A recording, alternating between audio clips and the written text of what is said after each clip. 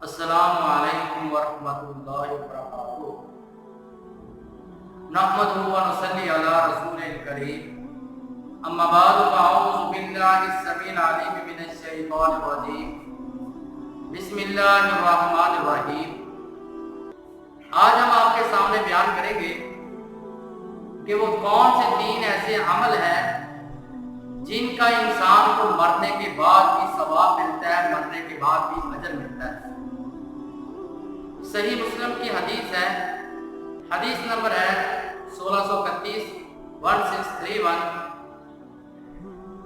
नबी करीम हजरत अबू हुरैरा रज़ियल्लाहु ताला अन्हु रावी हैं कि नबी करीम सल्लल्लाहु अलैहि वसल्लम ने फरमाया, इज़ा मातल इंसान इनक़ता अन्हु अमलुहु इल्ला मिन सलासा, कि जिस वक़्त इंसान मर जाता है और दुनिया से रुखसत हो जाता है, उसके सारे के सारे अमल जो है मुनक़ते हो जाते हैं, सवाए 3 अमलों के बाकी किसी अमल का उसको सवाब नहीं मिलता।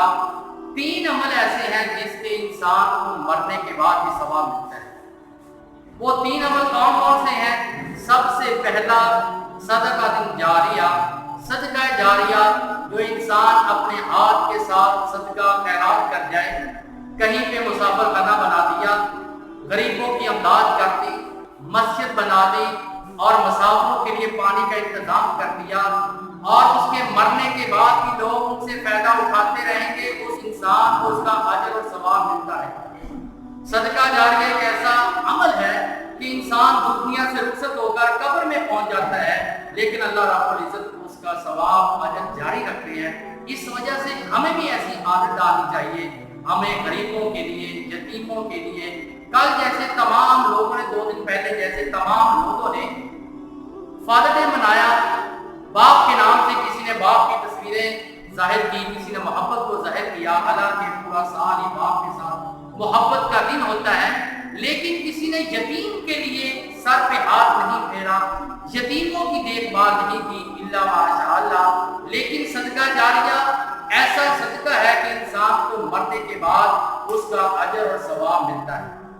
और दूसरा, नबी अलैहिस्सलाम ने फरमाया, इल्मिन युंतफअु, ऐसा इल्म जिसका इंसान को इल्म नाफे फायदा हो, लोगों को नफा पहुंचाए, लोगों को इल्म सिखाए।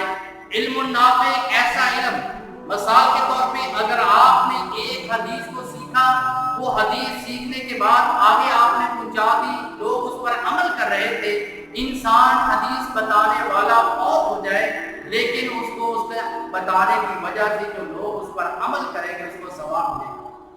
इस वजह से इल्म ऐसा हासिल करें जिस इल्म के साथ इल्म नाफे हो, लोगों को फायदा पहुंचाया जाए, कुरान और हदीस को बताया जाए, ताकि इंसान कुरान अगर किसी को सिखा दिया और सिखाने वाला दुनिया से विदा हो गया, हदीस किसी को बता दी, हदीस बताने वाला दुनिया से रुखसत हो गया, लेकिन जब तक लोग उसे सीखने वाले अमल करेंगे उसको अजर और सवाब मिलता रहेगा।